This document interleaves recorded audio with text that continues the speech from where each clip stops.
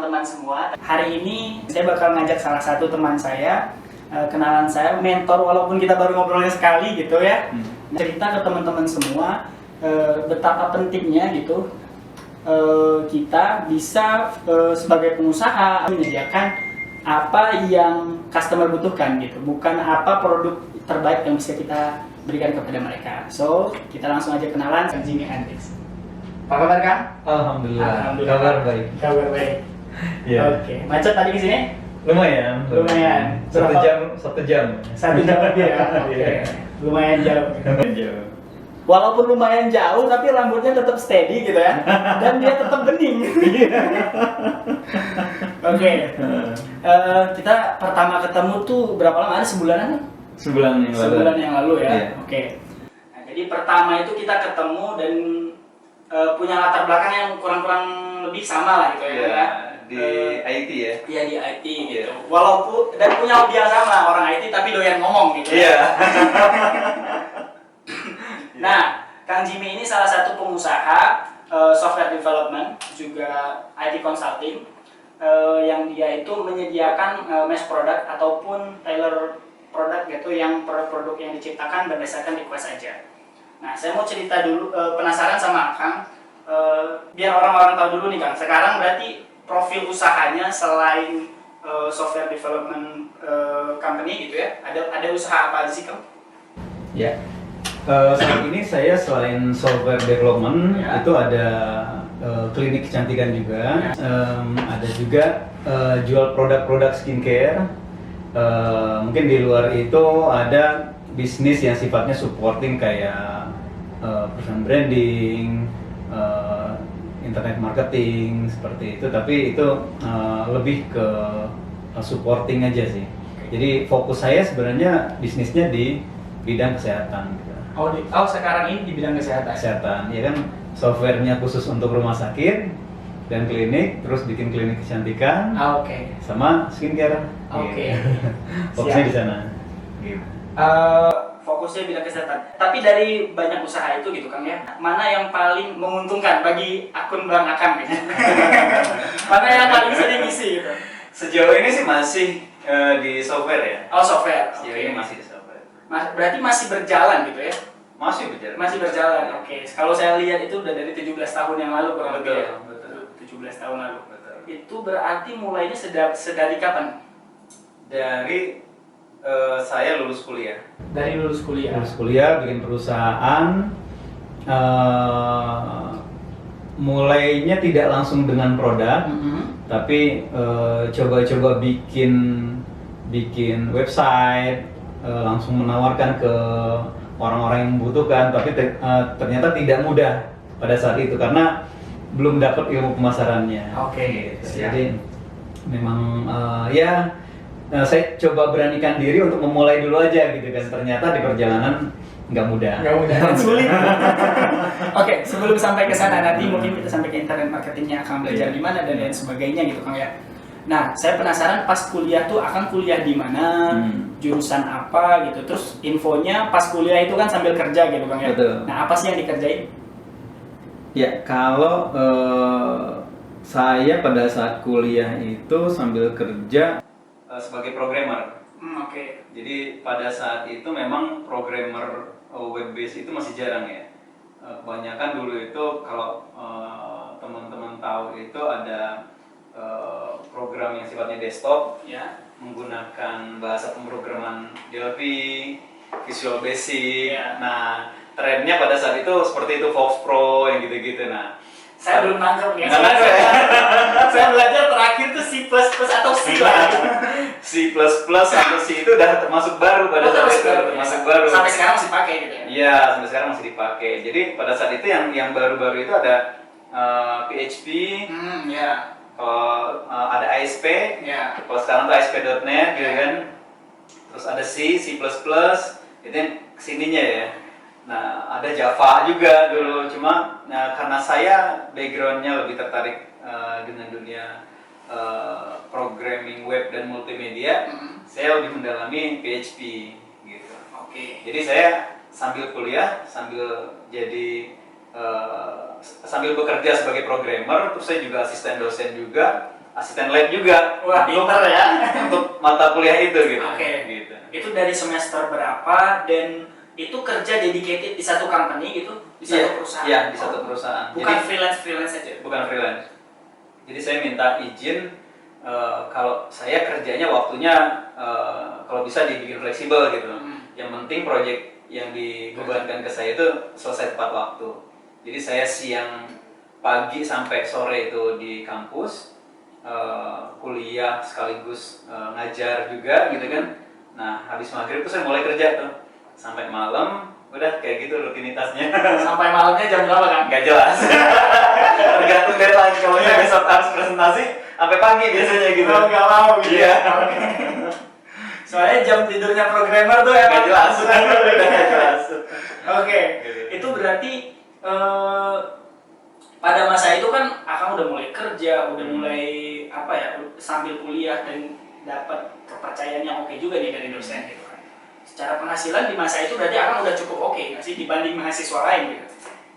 Enggak, ya kalau dibanding mahasiswa lain, iya ya Iya. mungkin ya.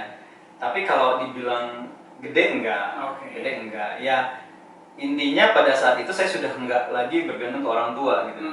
Jadi udah benar-benar pure membiayai diri sendiri. Oke, saya agak malu nih ya. Soalnya saya mulai membiayai diri sendiri waktu kerja aja gitu. Oke, itu jadi programmer, lulus, sampai akhirnya lulus, memutuskan pertama kali buka VMT, buka perusahaan software development itu jaraknya berapa lama? Saya bikin perusahaan itu hanya beberapa bulan setelah saya lulus.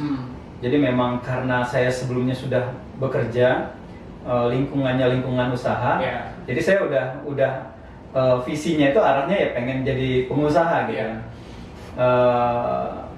Mungkin sekitar 3 bulan setelah lulus kuliah di wisuda saya langsung bikin perusahaan.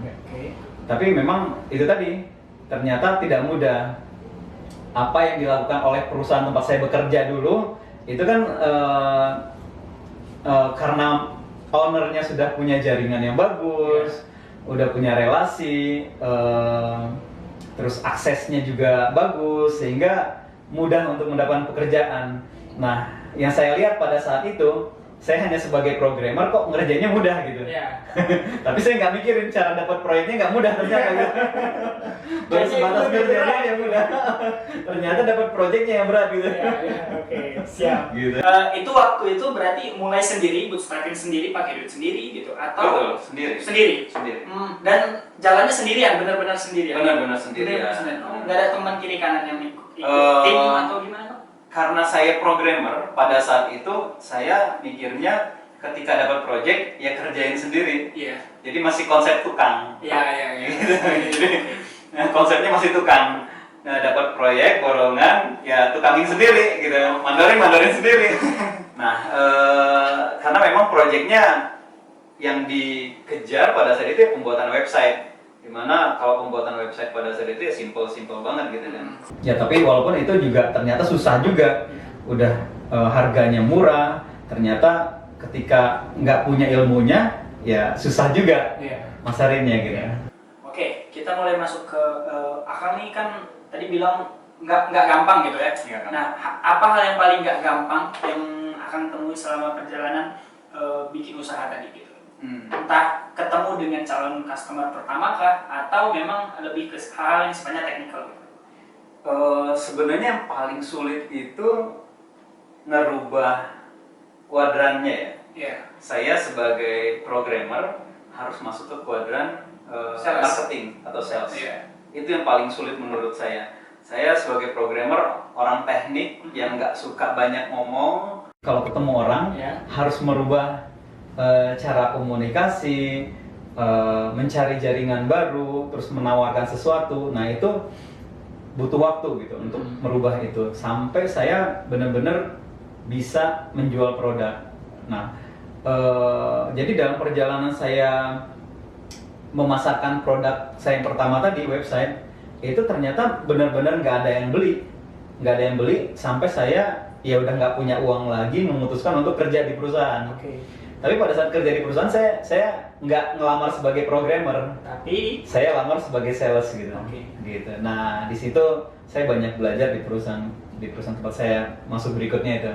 Saya benar-benar nargetin ngelamar ke perusahaan software sebagai sales gitu. Saya pengen tahu gimana sih mereka jualan software gitu ya. Nah, di situ saya banyak belajar. Setelah saya masuk ke perusahaan itu, bekerja sebaik yang saya bisa. Akhirnya saya jadi sales terbaik di perusahaan itu. Ternyata kontraknya habis, ya udah saya keluar, balik lagi, pengen lanjutin cita-cita tadi gitu. Nah, dari sana saya mulai banyak perubahan. Saya tentukan produknya, solusi yang harus saya tawarkan ke calon customer gitu ya.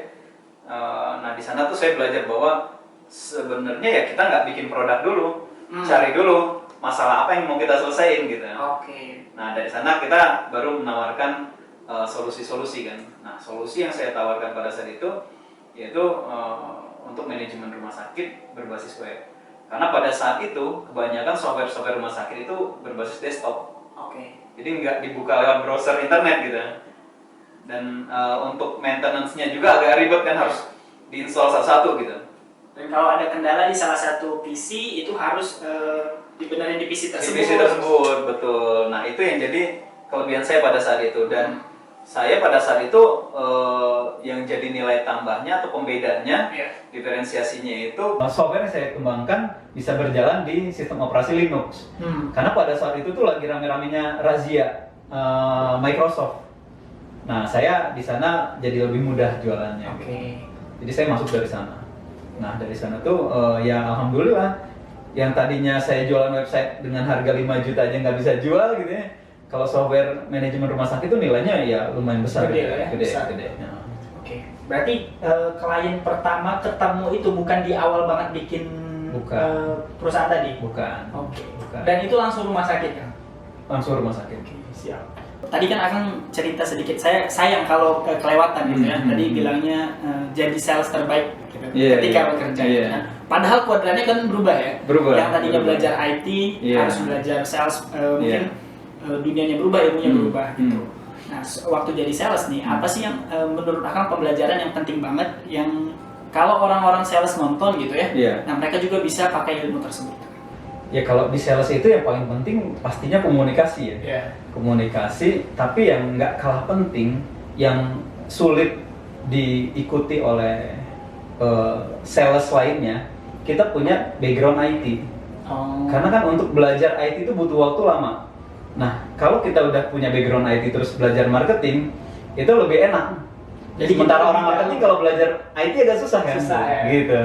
Nah, saya jadi pada saat ketemu orang-orang marketing yang nggak punya background IT, saya bisa lebih menonjolkan sisi teknis saya gitu. Dan saya alhamdulillahnya udah belajar juga presentasi gitu kan. Jadi poin-poin itu lebih kena kalau untuk masalah teknisnya gitu. Gitu.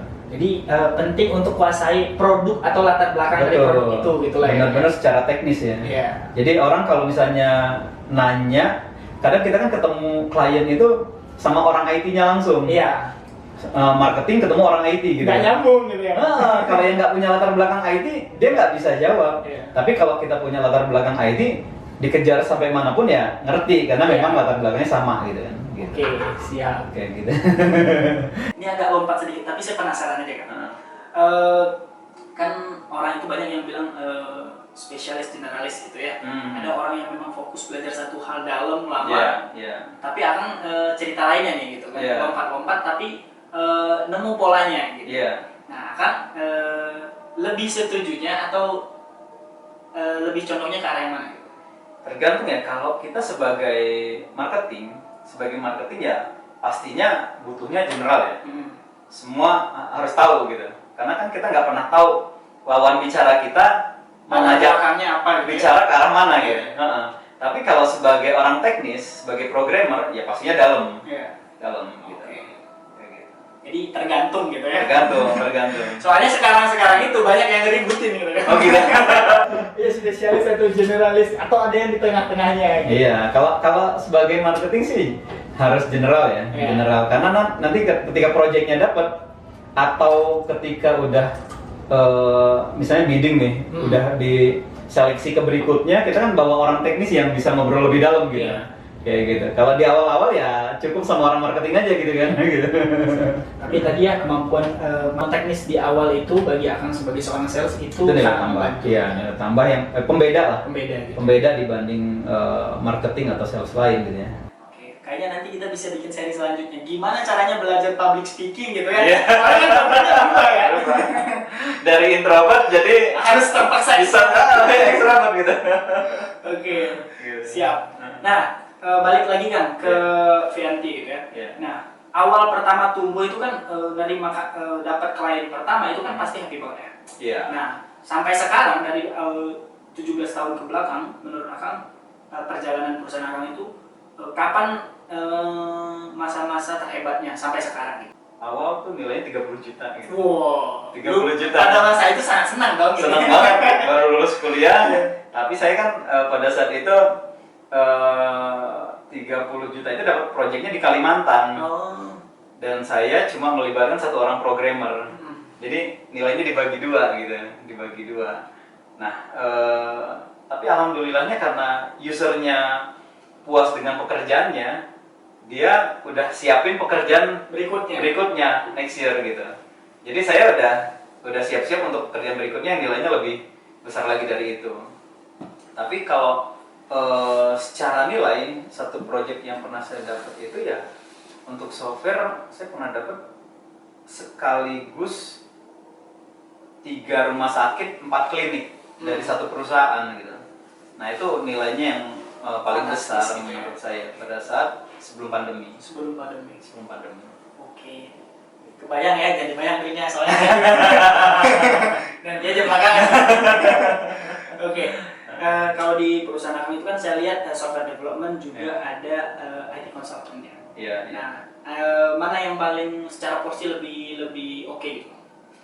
Kalau lebih oke sih masih software ya, software development. Karena kalau memang saya nggak begitu fokus ke IT consultingnya, karena yang udah itu malah seringnya user itu pengennya sama saya terus gitu konsultasinya.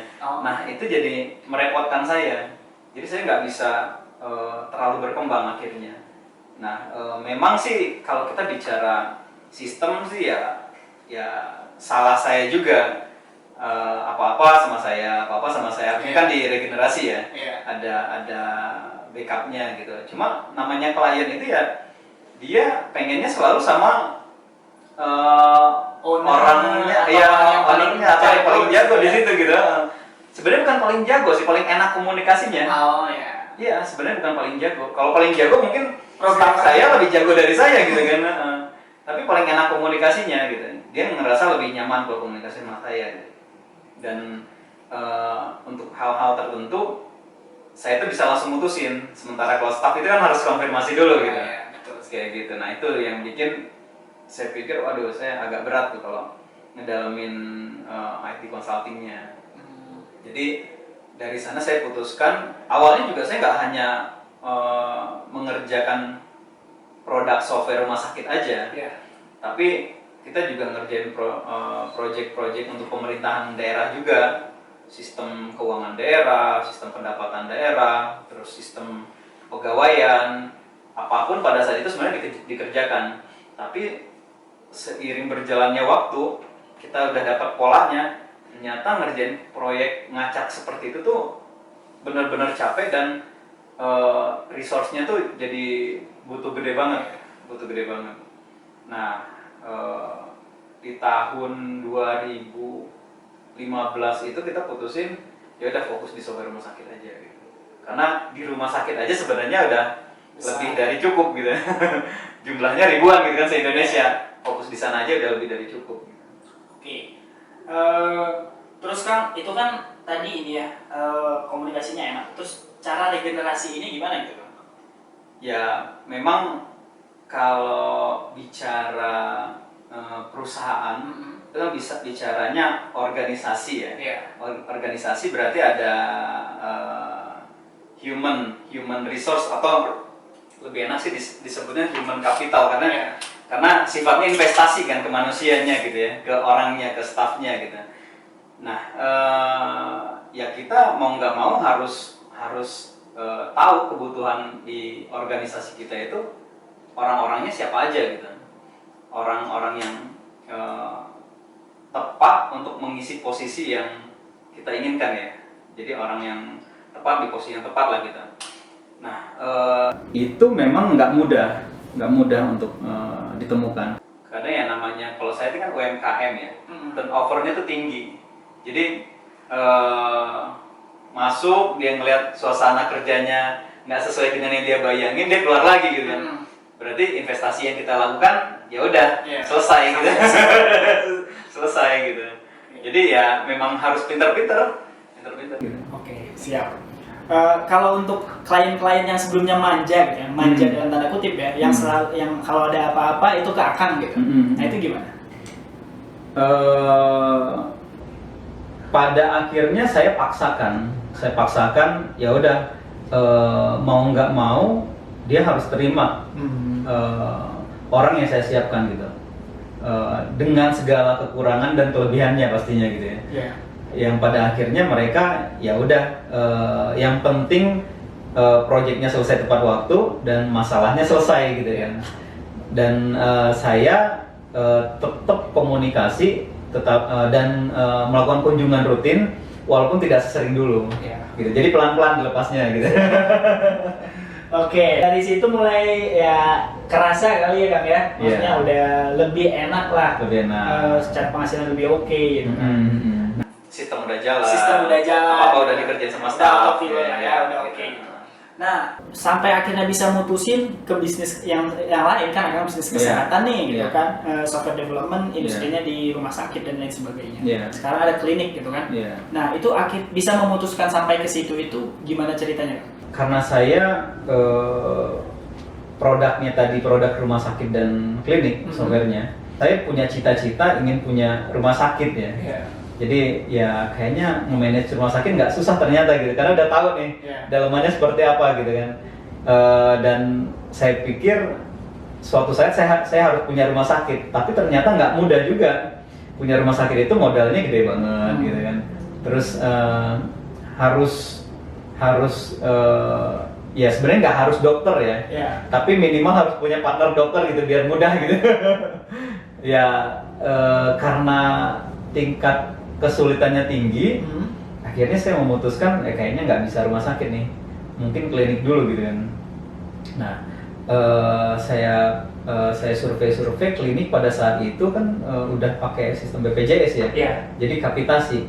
Jadi kalau menurut saya ya marginnya nggak akan gede-gede banget gitu kalau ngandelin BPJS kan. Soalnya udah keukur lah, udah keukur. Jadi untuk wilayah ini bisa menghandle misalnya 5.000 pasien. Ya udah kalau kapitasi BPJS semua kali berapa rupiah gitu udah keukur gitu.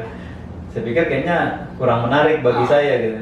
Nah, saya survei pada saat itu trennya klinik kecantikan. Nah saya mulailah cari-cari partner gitu kan. Kebetulan saya juga aktif di organisasi, dan kebetulan juga di organisasi itu ada teman saya dokter gitu. Ya udah kita ngobrol, bikin ya ngeluarin ide-ide, akhirnya ya bikin satu brand gitu. Dan jadilah klinik kecantikan ini. Apa namanya Kang? Aura Dermatologi. Boleh mampir gitu ya? Boleh. Di Bandung ada di Jalan Riau. Jadi kalau dia salesnya IndiHome gitu, iya. Going.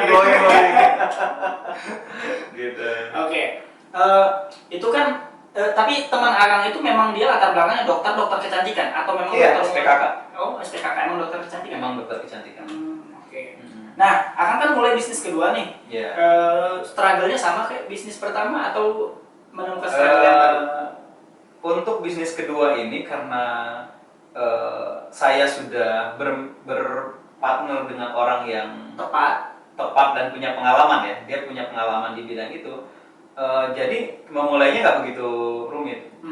Memulainya nggak begitu rumit. Ya kita seperti dimentorin sama dia gitu kan, dimentorin. Dia paham banget secara teknis, saya paham banget secara sistem. Jadi kita collab gitu, saling ngisi.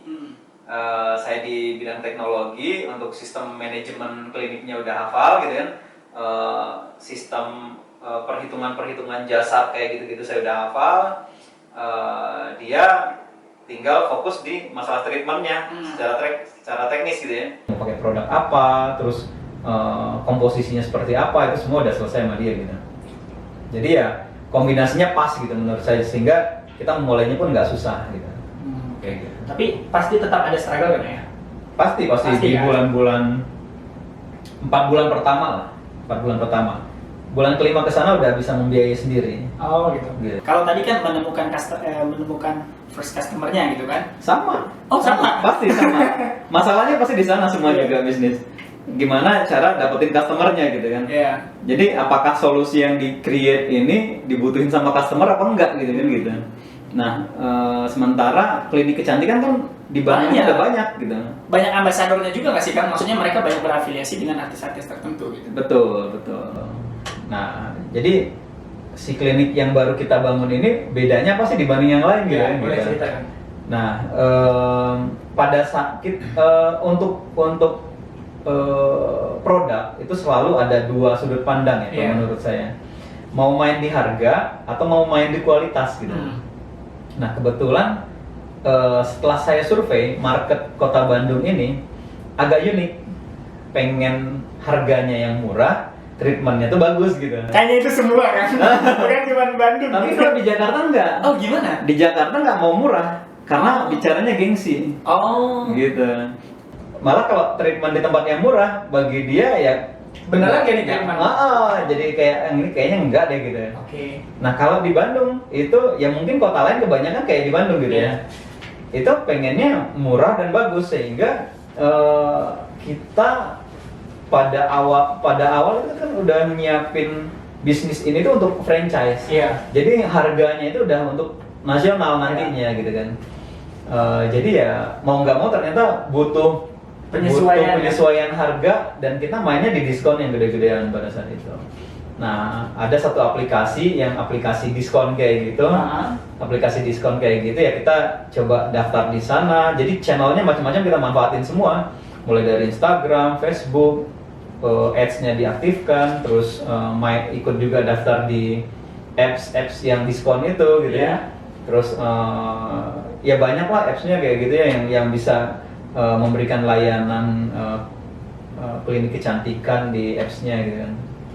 Nah, kita daftar dan rajin bikin event.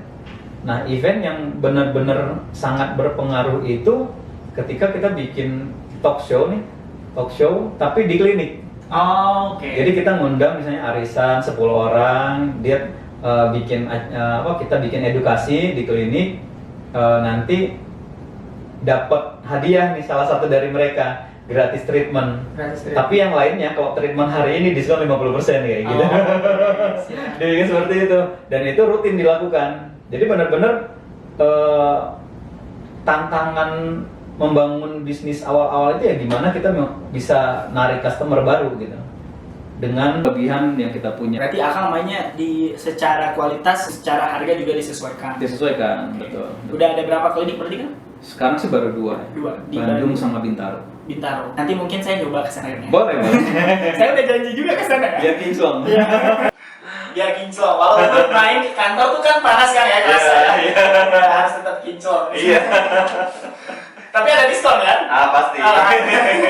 Harus itu. Oke, siap. Kayaknya abis ini saya main. Nah, saya balik lagi nih Kang. Poin saya mungkin tadi saya sampaikan di awal gitu kan ya. Poin saya ngajak ngobrol tuh saya sebenarnya nangkep pembelajaran nih dari Akang gitu kan tentang sebagai pengusaha gitu apa sebenarnya hal yang perlu dilihat gitu. Kalau kita itu nggak fokus sama produk yang kita buat aja gitu kan, tapi fokus sama apa yang customer mau gitu kan. Betul. Dan di tengah-tengah itu ya banyak pembelajaran tadi yang Akang sampaikan gitu kan. Nah, saya mau Akang, mungkin ini sebagai closing juga ya, kita kayak udah setengah jam juga nih. Nah, mungkin boleh kasih statement gitu Kang tentang yang tadi gitu. Seberapa penting sih sebagai seorang entrepreneur gitu ya, atau sebagai seorang sales gitu, kita itu menyediakan apa yang memang betul-betul customer butuhkan. Juga mungkin sebagai sales gitu mungkin perlu belajar lebih dalam tentang apapun produk yang bisa kita jual. Saya yakin ya kalau Akang sekarang dikasih produk apa, Orbi misal ya kan. Ini salah satu produk kita kan. Untuk traveler biasanya ya, mobile Wi-Fi gitu ya, Wi-Fi. Modem ya, mobile modem. Nah saya yakin kalau akan dikasih jadi sales ini kayaknya bakal laku juga. Apalagi ngelihat kondisi yang sekarang gitu kan. Karena memang patternnya tuh sama. Patternnya sama, cuma detailnya yang beda. Detailnya beda. Contoh misalnya kalau kita jualan software, mungkin pakai iklan aja itu udah efektif gitu. Tapi ketika kita jualan skincare, itu nggak cukup pakai iklan aja. Harus ada pendekatan secara personal. Dia harus nyobain produknya bener-bener gitu. Setiap orang mungkin kalau cewek-cewek gitu ya, udah punya produk andalan masing-masing. Jadi dia kalau ngelihat iklan aja itu nggak akan mau pindah. Dia harus benar-benar nyobain langsung baru dia mau pindah. Ketika dia udah ngerasain manfaatnya gitu kan. Dan itu kan nggak butuh waktu dan itu waktunya kan nggak cepat kan ya? Nggak cepat. Yang ngerasain efek dari skincare itu kan nggak cepat. Betul. Nah itu gimana merubahnya? Atau kayak mengakuisisi kompetitor lah gitu? Iya betul. Jadi benar-benar kekuatannya itu kekuatan dari mulut ke mulut gitu. Jadi marketingnya itu oleh orang-orang terdekat yang pernah pakai produk itu. Nah itu skincare kayak gitu. Nggak bisa kita kalau cuma buat branding aja gitu ya. Buat glorifikasi aja. Iya itu sih bisa pakai ads gitu. Tapi orang mungkin ada yang terpengaruh dengan iklannya ada, tapi nggak akan besar. Gitu. Makanya kalau kita ngelihat ada brand lotion tuh yang lagi terkenal tuh di luar tuh dia selalu bagi-bagi produk kan, bagi-bagi produk ke artis-artis, ke influencer. Memang caranya seperti itu. Jadi harus dicobain langsung. Nanti dia akan cerita sendiri, wah ini lotionnya enak banget, wanginya wangi parfum branded gitu kayak gitu kan. Oke, nangkep nih. Jadi emang harus seperti itu. Different product, different way to memasarkannya. Detailnya gitu. beda. Detailnya beda, walaupun polanya tadi sama. Betul. Oke, mungkin saya kasih ini kan kayak kesempatan untuk kasih statement penutup lah gitu terkait tadi. Betapa pentingnya sebagai seorang pengusaha atau sebagai sales mendalami materi apa yang kita bisa akan pasarkan. Dan sebagai entrepreneur ya mungkin kita nggak fokus sama apa yang kita bisa bangun. Karena apalagi developer kan ya. Nah sebagai developer saya yakin kita itu punya imajinasi sendiri gitu. Tentang satu sistem yang keren yang ada di pikiran kita. Padahal mungkin itu nggak sesuai dengan apa yang konsumen butuhkan. Boleh. Saya melihatnya begini ya. Kita harus tahu permasalahan apa yang akan kita pecahkan. Yang menurut kita memang marketnya tuh luas. Makanya di sana butuh analisa market ya, analisa pasar. Nah dari sana akan ketahuan bahwa market value-nya ini sebesar apa sih gitu. Baru kita nanti bicara solusi apa yang bisa kita lempar ke market itu. Nah tapi memang kalau sebagai pengusaha kita nggak bisa terlalu rumit di awal. Simpel aja, udah tentukan marketnya, produknya nanti bakal ini, ya udah jalan dulu aja. Nanti selesaikan masalahnya sambil jalan. Itu yang agile itu, gitu. Jadi banyak iterasinya. Iterasinya banyak. Jadi diperbaiki terus. Kita akan banyak dapat masukan ketika kita udah menjalani bisnisnya gitu. Tapi kalau kita terlalu banyak mikirin itu di awal, bisa nggak jalan-jalan usahanya gitu. Nah kalau dari sisi pengusaha sih sudut pandang saya sih seperti itu ya. Digas aja gitu. Gas aja. Yang penting udah tahu nih market size-nya gede nih gitu. Kayak gitu. Oke, siap. Kalau dari saya mungkin itu aja kan. Siap. Thank you banget udah hadir gitu ya. Mungkin obrolan singkat kita ini mudah-mudahan bisa ada pembelajaran gitu ya. Buat saya juga buat yang dengar gitu. Siap. Dan mudah-mudahan ini nggak sekali karena tadi kayaknya ilmunya cukup dalam dan banyak gitu ya. Jadi udah oke tuh.